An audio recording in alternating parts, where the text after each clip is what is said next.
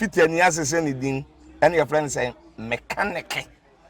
na prophet kumichacha ma sesa me YouTube no ba bia me hwe bia ma change afro and maba too much GH hwe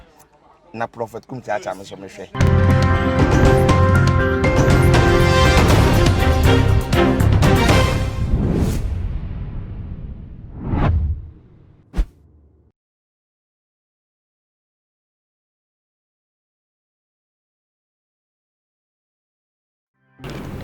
Mimamo akwa bashonko eba tuma GHS so nana ama obuswa elimidina sabe so trending issues and amede ebesomo ewo eye yefidi esobusafo ewumse sabe enibre abagana obia tese aboto awobie ni abre ne hu obie di arewo esa eye wo brempon a wetutu ede efi atasefo asase ehum na mepa achre ye former president ni Ebiemusono, the founder of the biggest opposition of Ghana National Democratic Congress NDC,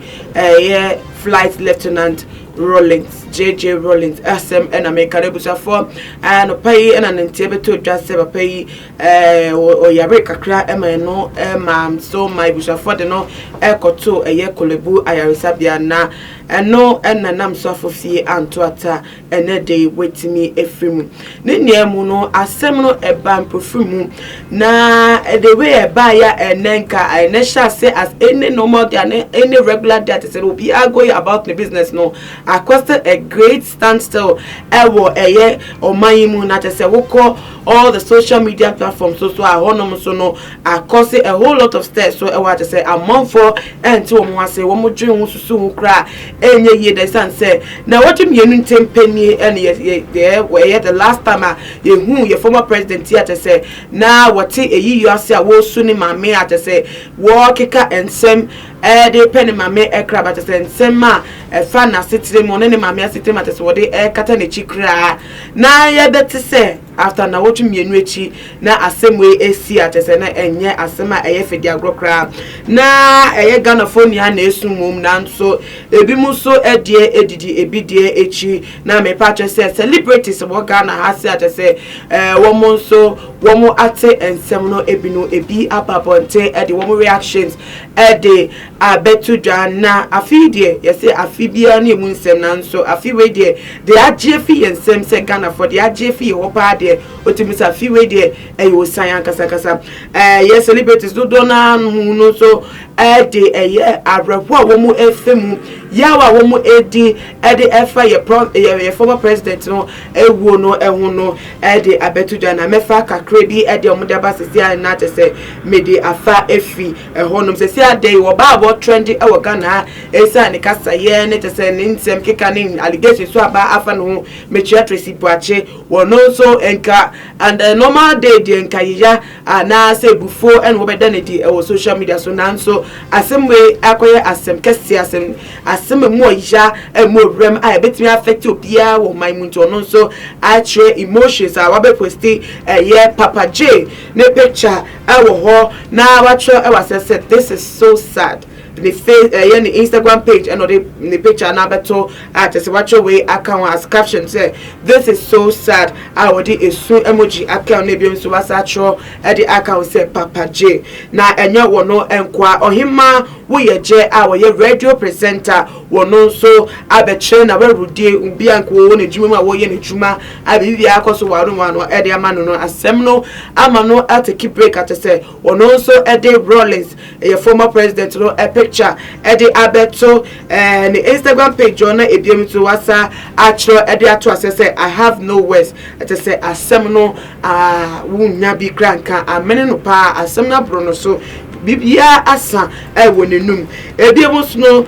Mr. Dumelo our year formerly no or ye or trustini ye actor Ghana said they don't want adon politics I no bi you so no was I join Papa J ne political party on one kasa share Ghana ha NDC John Dumelo so edinede about say rest in peace founder and what the hashtag JJ so at the account. Sister Deborah so the Nadia Abetuja and no so also there what the Abani said. This morning, while driving past the military base at Teshi, I was looking out at the ocean and remembering my late Romanian grandmother. What I always recollect is how she said about J.J. Rollins, that he was a remarkable person, and this afternoon I hear this, and what a broken heart emoji so at the account. I be at them or you to me or Ghana and also the day about I will tweet to say no so post Papa J or no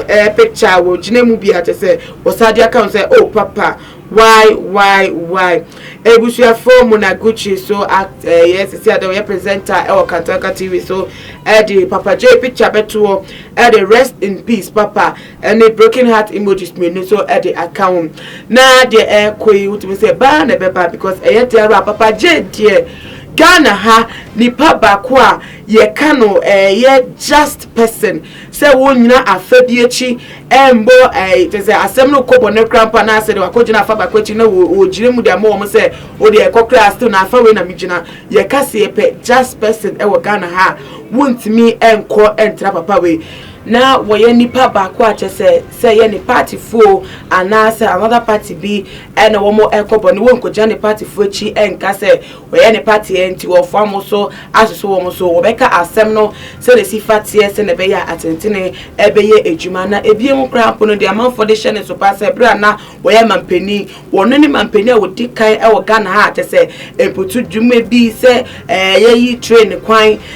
che se wono so de ne ho kodom bi che se de ye tu dade wo fom an nsegu fom eye bi ye tegatemu a wo tegatemu bi na ebie mu so inflation wotimi hyehye mra se ye ton ade a ye ton ni se nyese na ye huni bi o si wo bi tibi ko fa ade ba no ode ne bo ato so na te se wo bi a kire ne bo da bi ono na penso no wotimi ka se mampeni se se ye milu a 5 cedi wo bia ton ne 5 cedi na wa wonnim na wa ko ton na bro 5 cedi no woni wo nyankopon entemasem wotenko ade a wa wote ase na oye obi a do say na oye very straight and for finding problem with him say maybe in straightness ntina Emmanuel eluki so evil na so niemu no enko for so acknowledge no for ne straightness no say na etimi man ne boldness and man etimi edi ne juma Emmanuel edim na timi say ene de Ghana ya hre ade ankasa ya hre ade a ebeye yenya na ebeche so pa wo omaimu ansana yenya wo bi se ya obetimi esi na because wo hwe se na nedey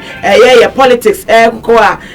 se na se ya no kware die pa die ka se ye hwe bia ye nya bi dia ene na ebeche pa se na yenya obi se se wo no ewo ye maimu na so ne niemu no empire bo ene de betai ebusuafo echi se sabre mu den no obeche kire wo mo ewre na wa hwe wo mo den no motimi akos abobra ebusa for Ghana for yesu na nsuri niemu no na metiase nenti wonso a wo hwe wadwen tre no obomode a na fa somyen e wo ye comment section na ebie wonso no share video we e ma adofo ebusuafo bibia no no so fanani endi etre ebi na follow ye e wo ye Twitter and ye Instagram handles at toommuchgh_ Facebook so too much gh na ama owusu a enimidi nyame ye yadoma yebesai edi eshiapim makramo